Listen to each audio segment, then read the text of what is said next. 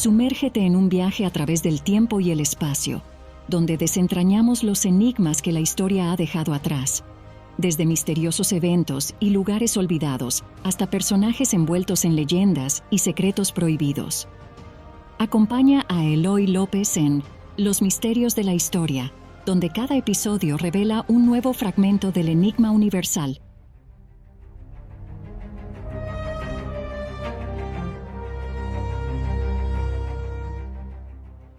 El cristianismo es la religión más difundida del mundo.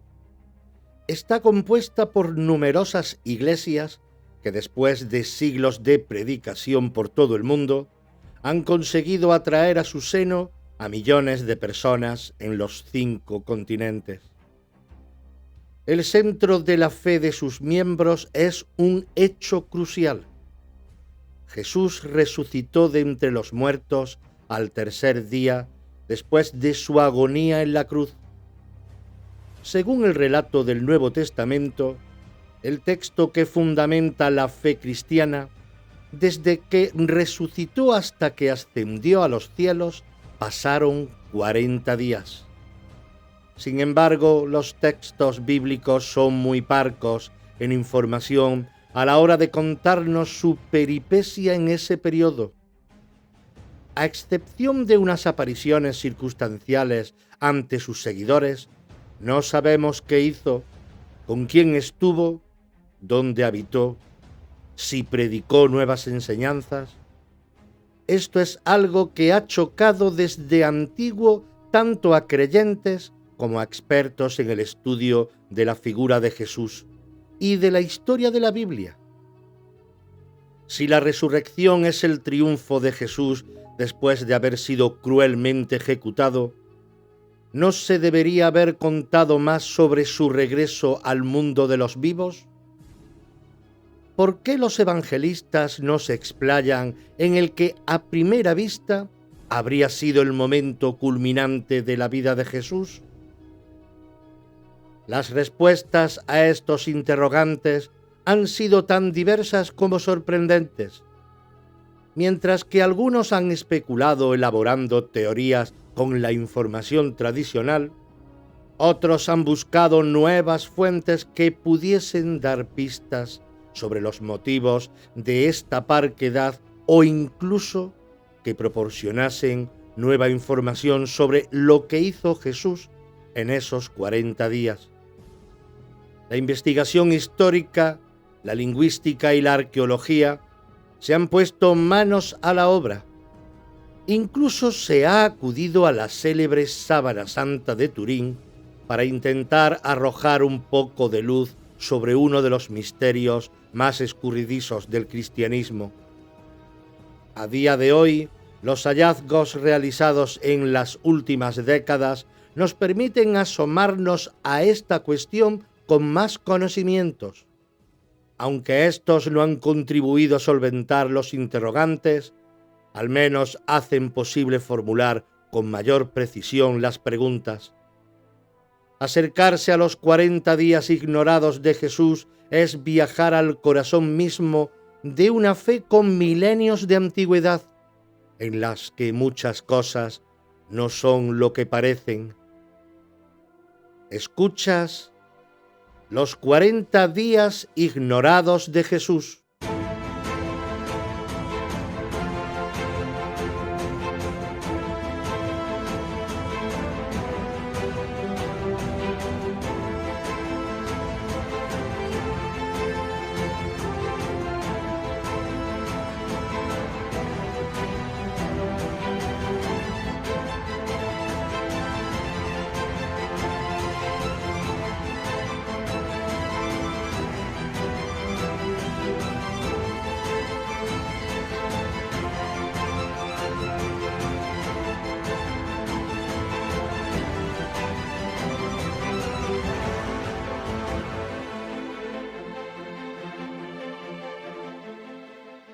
La esencia de la religión es la fe, y no hay fe sin misterio.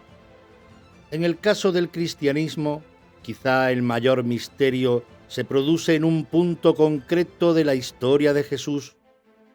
Tras morir condenado en la cruz, su cadáver fue solicitado por un judío notable llamado José de Arimatea. Los evangelios cuentan que José pertenecía al Sanedrín, el gran consejo de los judíos, que era seguidor de las enseñanzas de Jesús y que fue el único que tuvo valor para pedir al prefecto romano Poncio Pilato que le entregase el cuerpo sin vida de su maestro. José tomó el cuerpo, lo envolvió en una sábana limpia y lo puso en un sepulcro nuevo que había hecho excavar en la roca. Luego hizo rodar una gran piedra hasta la entrada del sepulcro y se fue. Estaban allí María Magdalena y la otra María, sentadas frente al sepulcro. Mateo 27, del 59 al 61. La muerte de Jesús debió de ser un golpe demoledor para el núcleo de sus seguidores, los apóstoles y las personas más allegadas, que habían perdido a su guía de una forma terrible. La ansiedad y el desconcierto debió de apoderarse de todos ellos. Pero entonces la historia de Jesús da un giro extraordinario, un giro para el que ni siquiera ellos estaban preparados.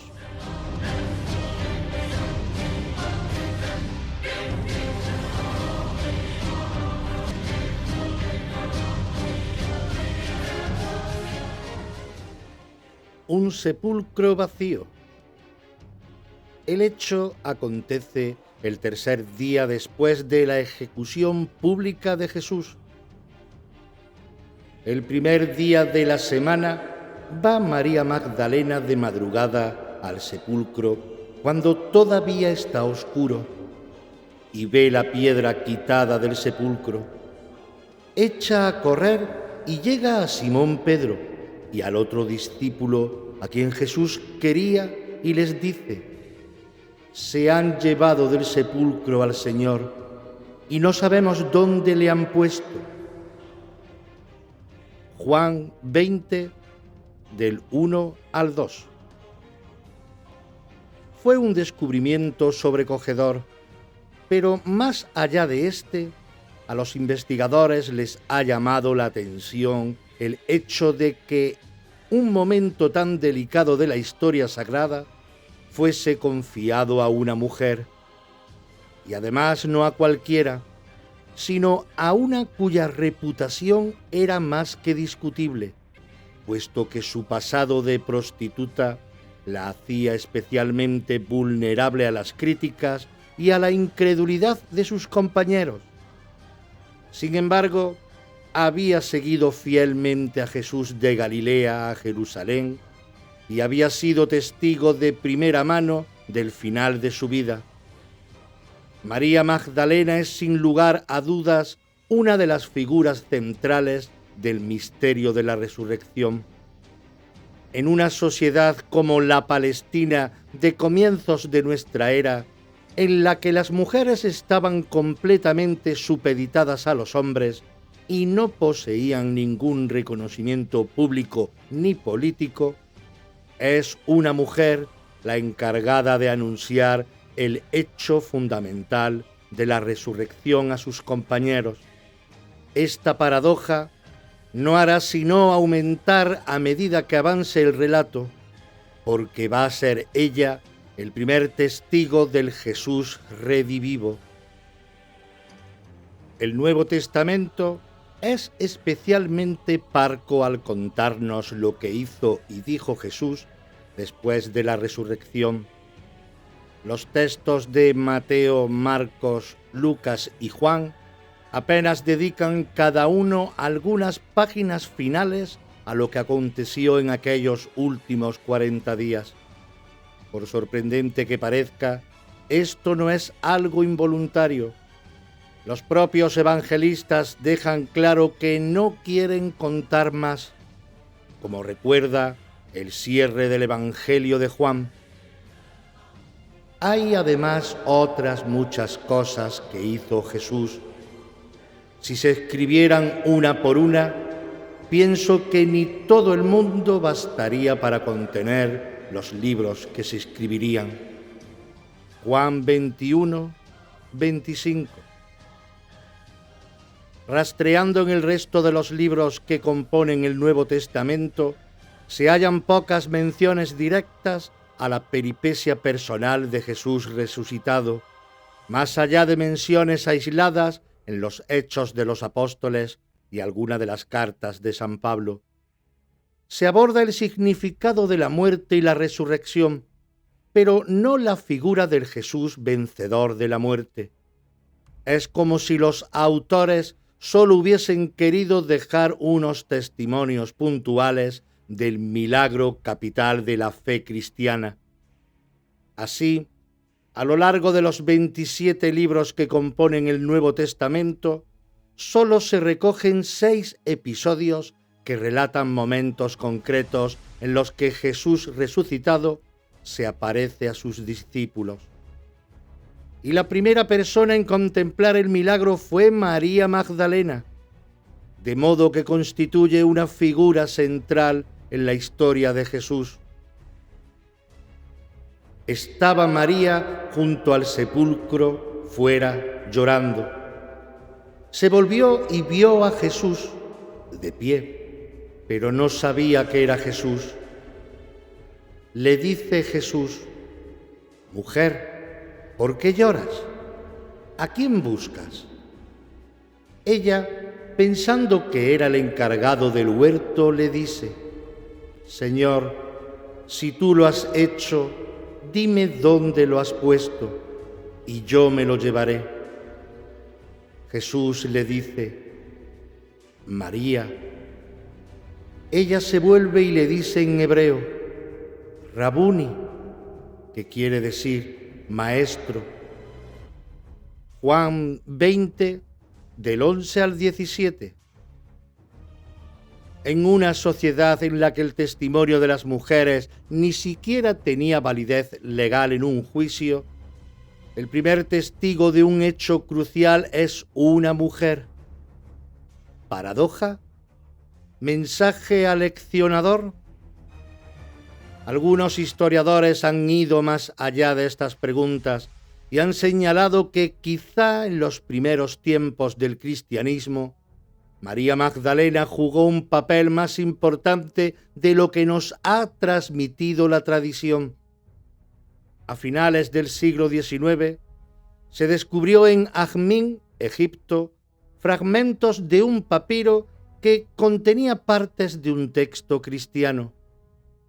Comprado por un alemán, fue trasladado a Berlín, donde se dató el soporte en torno al siglo V. Pero el texto copiado en él era muy anterior. Estaba escrito en copto, la lengua que se hablaba en Egipto en los primeros siglos de nuestra era. Cuando fue traducido, la sorpresa fue mayúscula. Contenía un evangelio diferente de los 4 recogidos en la Biblia. Estos textos excluidos del libro sagrado reciben el nombre de evangelios apócrifos. El que se conoce hoy como Evangelio de María Magdalena era un texto en el que la pecadora arrepentida es presentada como la favorita de Jesús y depositaria de una sabiduría secreta que el Maestro solo le había transmitido a ella. Desgraciadamente, solo han llegado hasta nosotros pequeños fragmentos que permiten entrever la importancia que debía tener el texto original. Pese a ello, es evidente que el cristianismo primitivo era mucho más plural que el actual y que en algunos de sus grupos la figura de María Magdalena jugó un papel muy relevante. Desde esta óptica, quizá la función que desempeñó la pecadora arrepentida en la resurrección tenga mucho más sentido.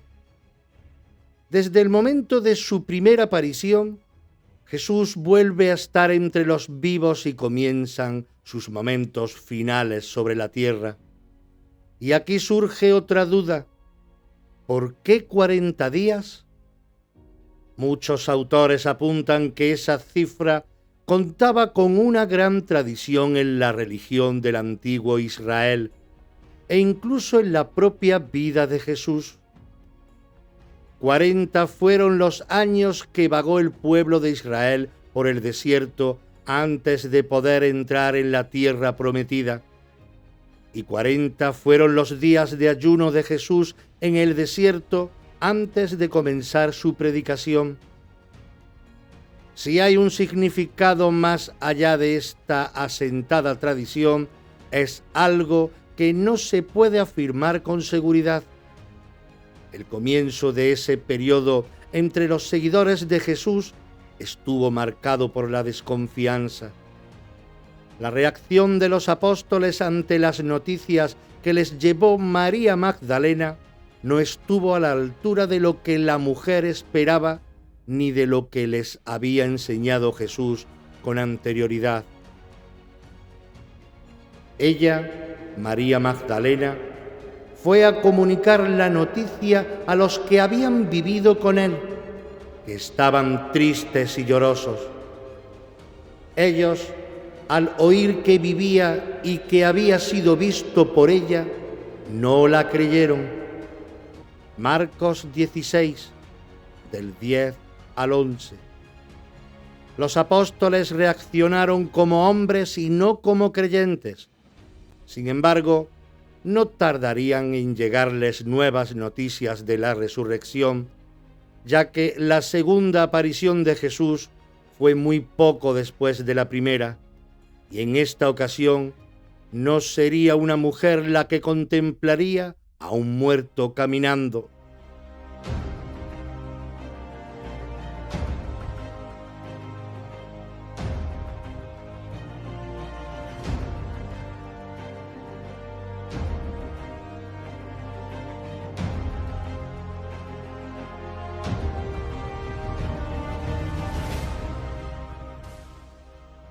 Compartiendo la cena.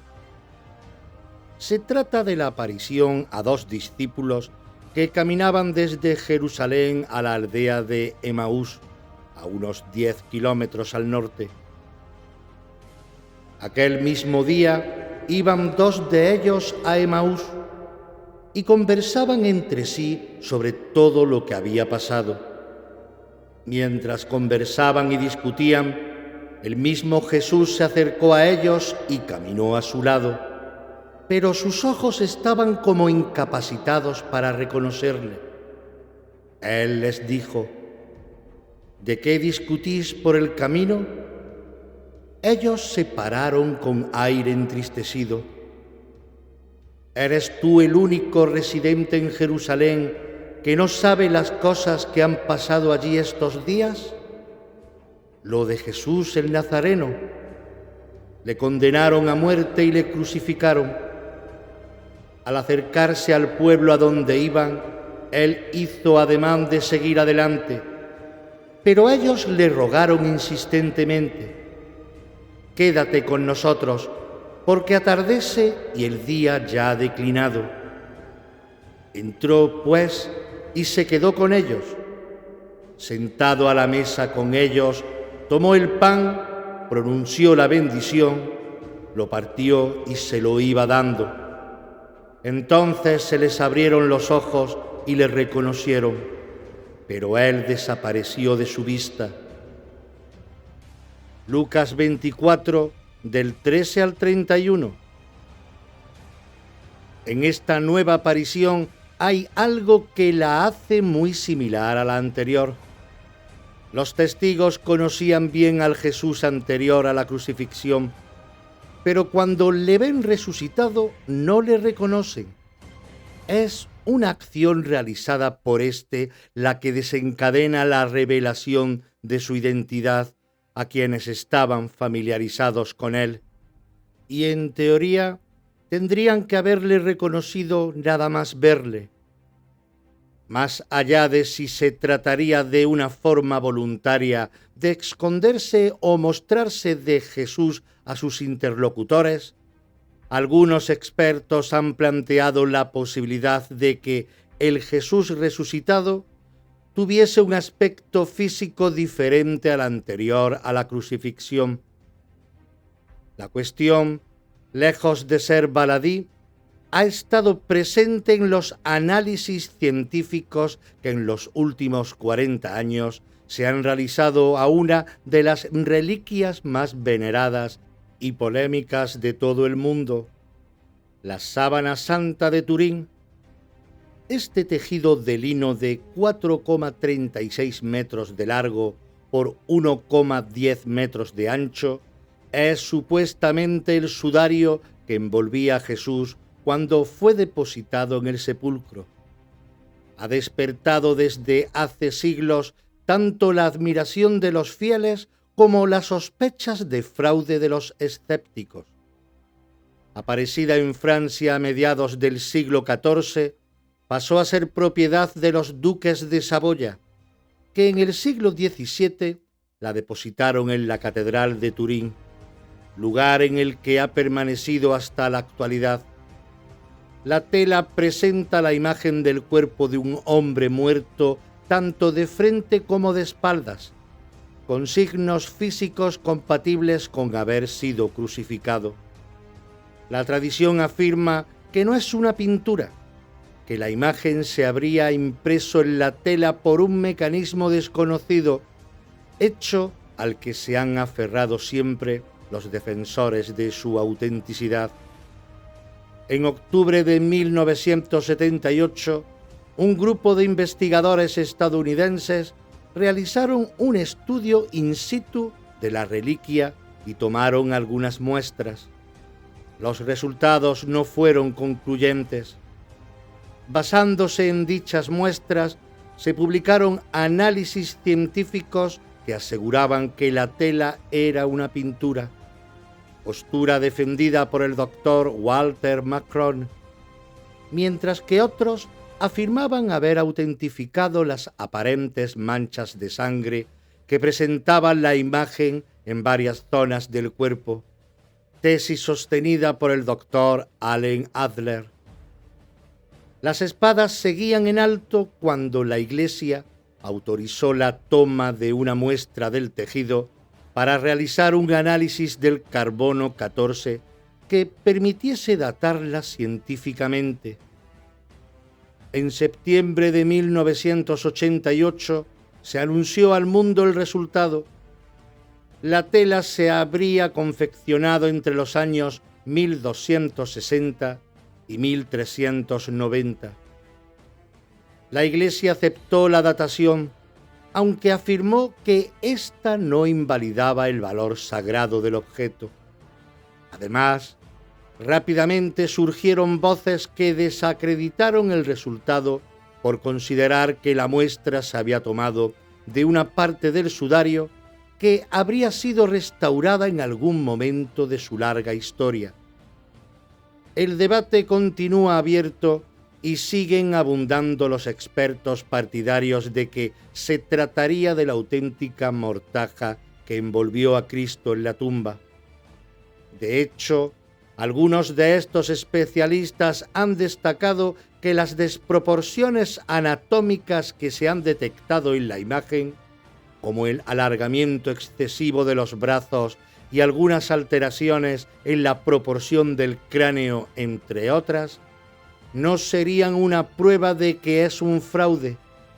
Serían en realidad la plasmación de que el cuerpo de Jesús habría padecido distorsiones y daños como resultado de la crucifixión y de la posición en que estuvo depositado en la tumba.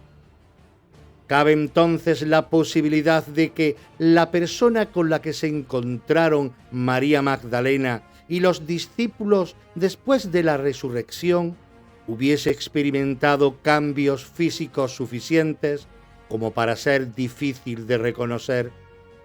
Pese a esta apariencia distinta, siempre acabó revelándose a aquellos ante quienes elegía mostrarse, y su parecido con su aspecto en la vida anterior debió de ser el suficiente como para que la identificación no presentase dudas.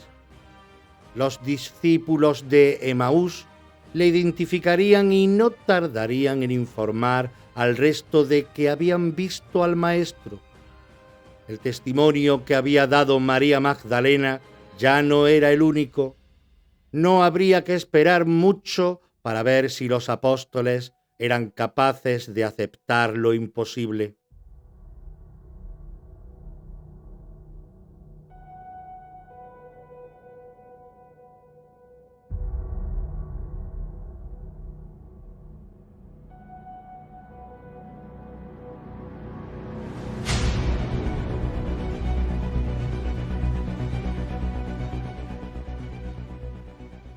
Jesús entre los suyos.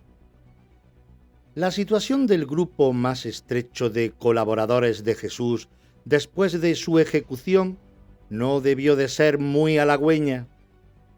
Su guía había sido ajusticiado mediante un terrible método que los romanos reservaban para los más graves crímenes cometidos contra el Estado.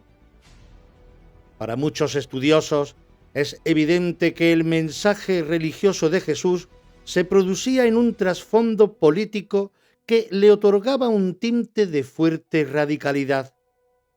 Su firme y personal defensa del judaísmo era percibida con incomodidad por los sacerdotes del Templo de Jerusalén, pero para los romanos era un ejercicio de resistencia contra su autoridad. Era un individuo peligroso para el poder religioso y político, tanto que los romanos le condenaron a morir en la cruz. El relato neotestamentario de unos judíos malvados y un Poncio Pilato casi compungido por tener que ceder a la ejecución no casa con el hecho de que la pena fuese la crucifixión. Este brutal método de aniquilar rebeldes tenía una clara finalidad escarnecedora. Su intención era advertir a otros individuos peligrosos.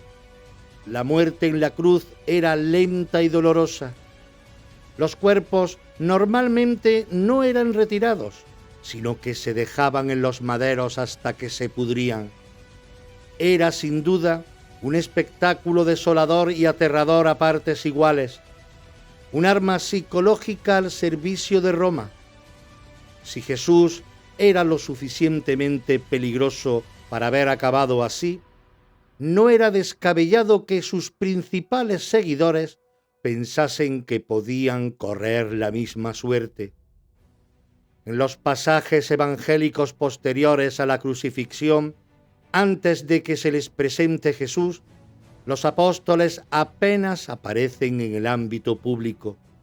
Solo algunos salen corriendo al sepulcro cuando María Magdalena les cuenta lo que ha visto para cerciorarse de que el cadáver ha desaparecido. El resto del tiempo permanecen casi escondidos, temerosos de ser señalados como seguidores de Jesús. Es en este contexto en el que se produjo su tercera aparición. Estaban hablando de estas cosas cuando Él se presentó en medio de ellos y les dijo: «La paz con vosotros». Sobresaltados y asustados, creían ver un espíritu. Pero Él les dijo: «¿Por qué os turbáis? ¿Por qué se suscitan dudas en vuestro corazón? Mirad mis manos y mis pies, soy yo mismo. Palpadme y ved porque un espíritu no tiene carne y huesos como veis que yo tengo». Y diciendo esto, le mostró las manos y los pies. Como no acababan de creérselo, a causa de la alegría, y estaban asombrados, les dijo: «¿Tenéis algo de comer?». Ellos le ofrecieron un trozo de pescado, lo tomó y comió delante de ellos. Lucas 24, del 36 al 43. En esta ocasión le tienen delante de sus propios ojos. Jesús se muestra desde el principio sin tapujos, enseñándoles sus manos y sus pies para que vean las marcas de los clavos de la crucifixión. Pese a ello, quienes pasaron con él su vida pública muestran incredulidad. Cristo tiene que demostrarles que está vivo comiendo algo. No se trata de la actitud de unos convencidos, sino de quienes no creen en lo que se les ha dicho antes. Y no serán los únicos. En la reunión en la que se les presenta a su maestro faltaba uno, Tomás, que llevaría este descreimiento a sus últimas consecuencias en la cuarta aparición de Jesús. Tomás, uno de los 12, llamado el mellizo, no estaba con ellos cuando vino Jesús. Los otros discípulos le decían: «Hemos visto al Señor», pero él les contestó: «Si no veo en sus manos la señal de los clavos, y no meto mi dedo en el agujero de los clavos, y no meto mi mano en su costado, no creeré». 8 días después, estaban otra vez sus discípulos dentro y Tomás con ellos. Se presentó Jesús en medio, estando las puertas cerradas, y dijo: «La paz con vosotros». Luego dice a Tomás: «Acerca aquí tu dedo y mira mis manos. Trae tu mano y métela en mi costado. Y no seas incrédulo, sino creyente». Tomás le contestó: «Señor mío y Dios mío». Dícele Jesús: «Porque me has visto, has creído. Dichosos los que no han visto y han creído». Juan 20, del 24 al 29. De nuevo una aparición en la que Jesús muestra su identidad desde el principio, y son las señales de la pasión las que permiten identificarle. Tomás juega un papel ambivalente en el relato. Por un lado, es el más racional del grupo. No puede aceptar lo que va contra la razón y la experiencia. En ese sentido, es el que más se acercaría a la actitud de una persona actual. Pero por otro lado, su racionalismo le desacredita ante la evidencia de un Jesús regresado desde el mundo de los muertos, y siempre quedará con la mancha de no haber creído. Es posible que en los primeros momentos del cristianismo no se hubiese adjudicado a Tomás una connotación tan negativa. Algunos estudiosos han señalado que Tomás, al igual que sucede con María Magdalena, pudo haber jugado un papel mucho más importante de lo que da a entender el Nuevo Testamento. Pero han tenido que pasar muchos años para conseguir evidencias de que esto pudo ser así.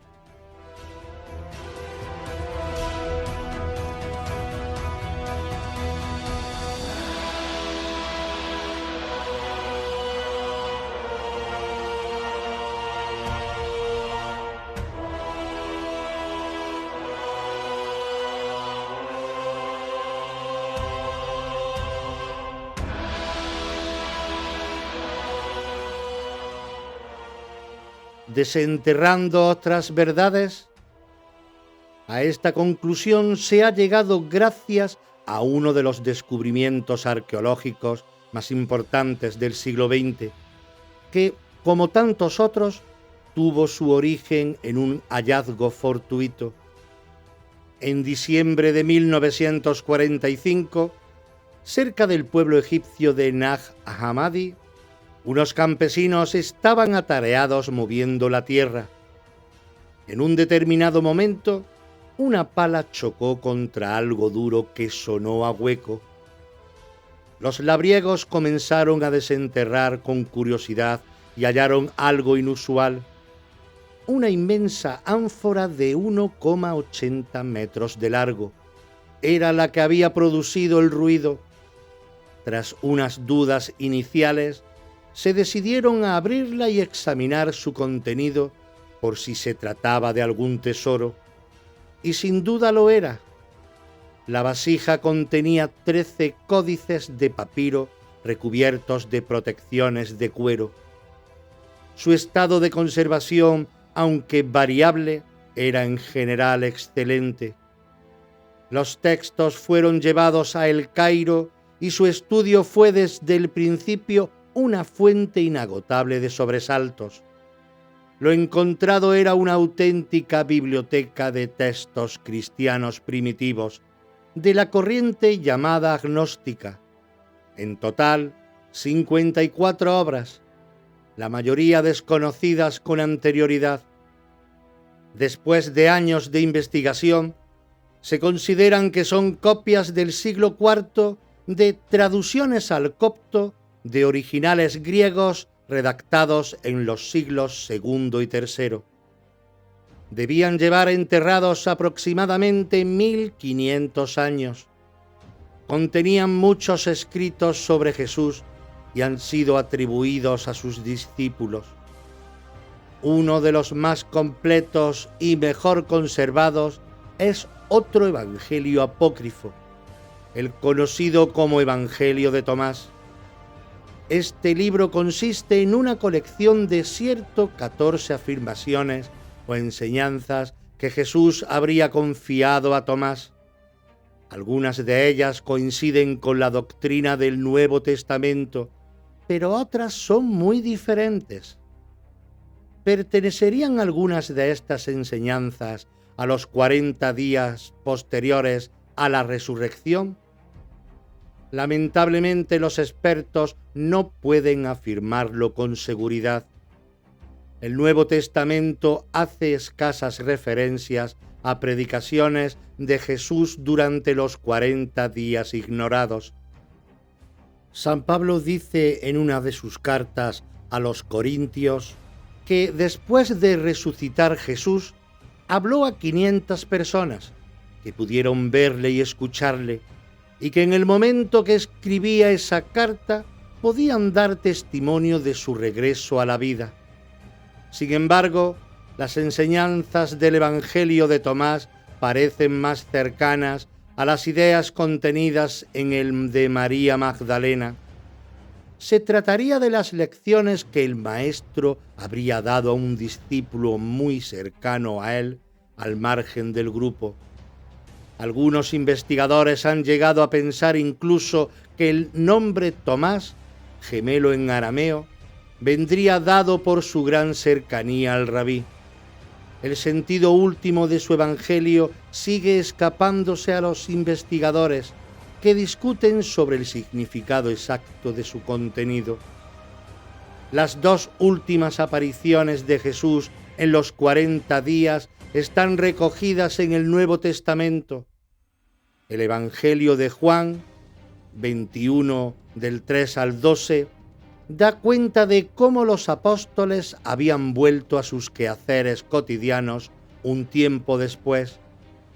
Dedicados a la pesca nocturna en el mar de Galilea, la tarea es infructuosa hasta que al amanecer un hombre les da instrucciones desde la orilla.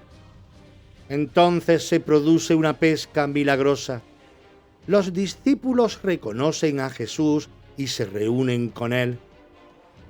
Por último, el libro de los Hechos de los Apóstoles, primero del 9 al 11, cuenta escuetamente cómo Jesús asciende al cielo junto a su Padre, un final tan misterioso como el del discurrir de su vida desde la resurrección. A diferencia de los episodios anteriores, las fuentes de información alternativas nada han aportado sobre estos dos hechos concretos. Los especialistas consideran que deben de haber sido muchos los evangelios que se han perdido y que es posible que la arqueología depare todavía sorpresas. La última de ellas tuvo lugar en la primera década del siglo XXI, cuando se hizo público el descubrimiento de un nuevo códice de papiro en Egipto que contenía un texto apócrifo no conservado, el Evangelio de Judas. Puede que algún día aparezca alguno que cuente de forma más precisa qué hizo Jesús desde la resurrección hasta la ascensión. Mientras tanto, lo que queda es el misterio. Quizá esa es la esencia de lo apasionante de la historia de Jesús.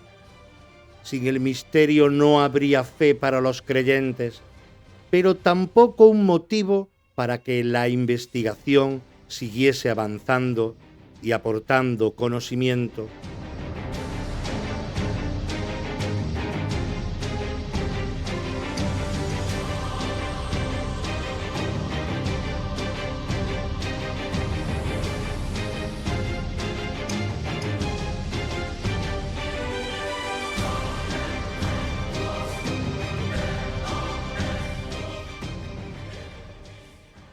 Curiosidades de la historia. Velázquez y la Cruz de Santiago. Mirando con detenimiento el cuadro de las Meninas, pintado en 1656 por Diego Rodríguez de Silva y Velázquez, podemos apreciar la cruz roja que porta el pintor en su pecho. Se trata de la Cruz de Santiago, una distinción ansiada durante siglos por los más grandes nobles y caballeros. Se sabe que Velázquez no la pintó cuando retrató a la familia de Felipe IV, añadiéndose al menos 3 años después de finalizar su obra. El rey, quien tras casi 40 años de tratar con él, entabló una relación personal de amistad, le distinguiría con el hábito de la Orden de Santiago en 1658, a pesar de no tener limpieza de sangre, al ser descendiente de conversos. Sin poder probar su nobleza y gracias a la dispensa del Papa Alejandro VII, en 1659, el monarca le convierte en hidalgo siendo armado caballero de Santiago. No se sabe quién añadió la cruz en las Meninas.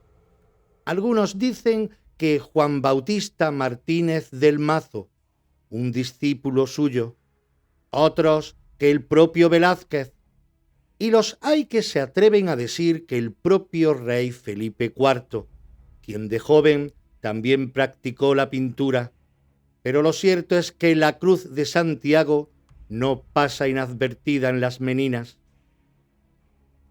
En el contexto de la Reconquista surgieron en el siglo XII en las coronas de León y de Castilla 3 órdenes militares que también religiosas, muy importantes: la Orden de Alcántara, la Orden de Calatrava y la Orden de Santiago. Más tarde, en el siglo XIV, aparecería la Orden de Montesa en la corona de Aragón.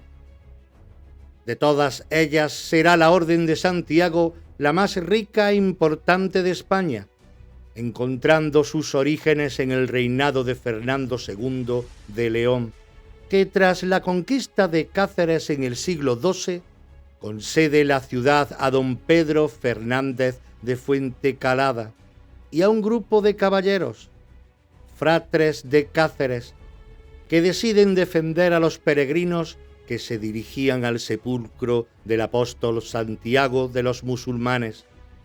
Existen documentos que pretenden su fundación con la victoria del rey don Ramiro I de Asturias en la batalla de Clavijo, La Rioja, en el año 844, aunque esto es poco probable. Se funda y organiza la orden en 1170 en el Reino de León, extendiéndose a Castilla 2 años después, ayudando a los caballeros a reconquistar diversas ciudades de la península, combatiendo en las más importantes batallas: las Navas de Tolosa, Alarcos, la conquista de Jerez, Córdoba, Úbeda, Sevilla y Granada, siempre en primera fila. La bula de confirmación de la orden la expidió el Papa Alejandro III en 1175, conociéndose a partir de entonces como Caballeros de Santiago, estableciendo que hubiese 13 freires, a cuyo cargo estaría la elección del maestre y el ayudante con su consejo. A partir de 1230 se sitúa en Uclés, provincia de Cuenca, la sede de la orden, donde en su monasterio residía el gran maestre.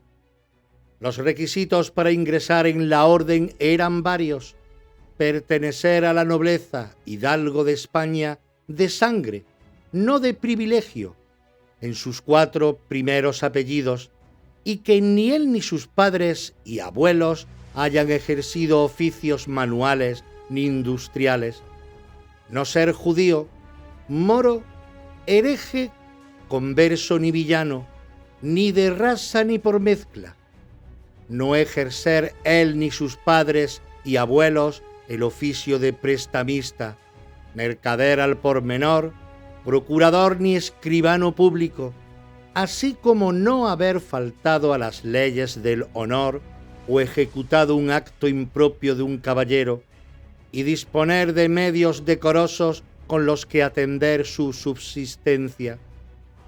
Con el tiempo, la orden adquiriría inmensos bienes y poder.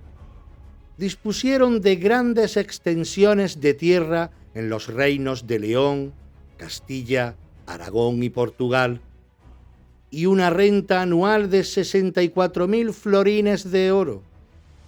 Tras la muerte del gran maestro Alonso de Cárdenas en 1493, los reyes católicos la incorporarían a la corona de España, justificando al Papa que la conquista de Granada dejó las arcas vacías.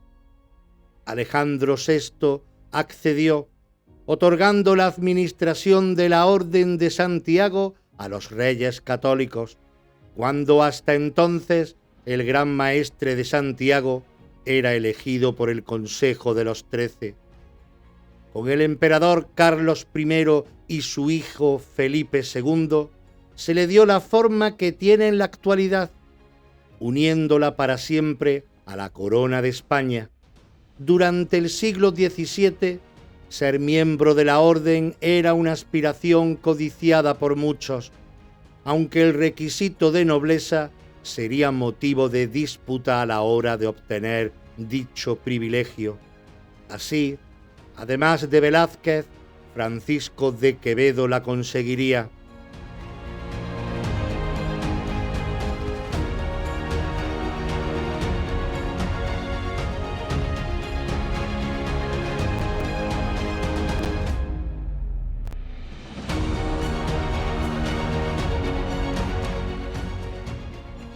Reliquias imposibles. En la Iglesia católica se llaman reliquias a los cuerpos de los santos o a partes de sus cuerpos y a objetos que pudieran haber pertenecido o haber estado en contacto con ellos.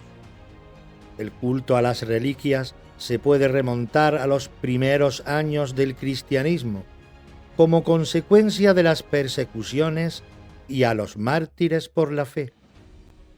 Alrededor de las reliquias siempre se ha planteado si tras ellas hay una realidad histórica y una base científica que pueda demostrar, como mínimo, su antigüedad, o simplemente es fruto de la devoción desmedida y de vendedores de humo que quisieron sacar algún provecho porque se les atribuyen facultades milagrosas. Así las reliquias se convirtieron en objeto de prestigio para el lugar donde eran veneradas y una importante fuente de ingresos. Si a la devoción desmedida e incuestionable le añadimos las facultades milagrosas y la fuente de ingresos, tenemos los cimientos perfectos para que los pícaros y estafadores edifiquen sus negocios. Además, alimentado por la propia Iglesia, porque desde el siglo IV se autorizó la fragmentación de los cuerpos de los santos para repartirlos, porque por pequeño que fuera el fragmento, mantenía su virtud y sus facultades milagrosas. El comercio de reliquias se convirtió en un negocio hasta el siglo XIII, en el que en el Concilio de Letrán se prohibió el comercio y la veneración de reliquias sin certificado de autenticidad. Ya solo se podían venerar si tenían el ok de la Iglesia. Paralelamente a las más conocidas y que pueden tener cierta historia o leyenda, aparecen otras que, por su cantidad o rareza, son más propias de quien actúa de mala fe, aprovechándose de la buena fe de otros. Por ejemplo, las 30 monedas que Judas recibió por la traición se han convertido en unas 200. Aquí, como mínimo, tenemos que 170 son falsas. De San Juan Bautista, que bautizó a Jesucristo y murió decapitado, se veneran varias cabezas y más de 60 dedos. Ni sumando los dedos de manos y pies salen las cuentas. Al ser judío, a los pocos días de nacer Jesucristo fue circuncidado. Hoy se veneran 3 prepucios. Aquí no hace falta hacer cuentas. Una brizna de paja del pesebre de niño Jesús. Esto ya es rizar mucho el rizo. Trozo de mantel de la Última Cena. Gracias al cuadro de Leonardo da Vinci, sabemos que por lo menos la mesa tenía mantel. Carbón vegetal con el que fue martirizado en la parrilla San Lorenzo. El carbón vegetal es leña quemada, pero sin consumir. Una piedra con la que fue lapidado San Esteban. Y seguimos rizando el rizo. Diente de Santa Apolonia. Fue martirizada arrancándole los dientes. De hecho, es la patrona de los dentistas.